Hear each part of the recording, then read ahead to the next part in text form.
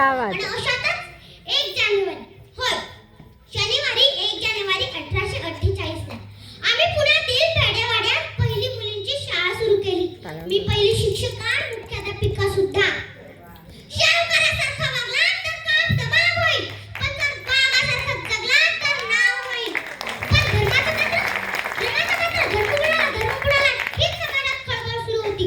अहो, एखाद्या सामान्य माणसानं शिक्षण घेतल्यावर कोणता धर्म बुडतो इतका टकाला असू शकतो का हा धर्म?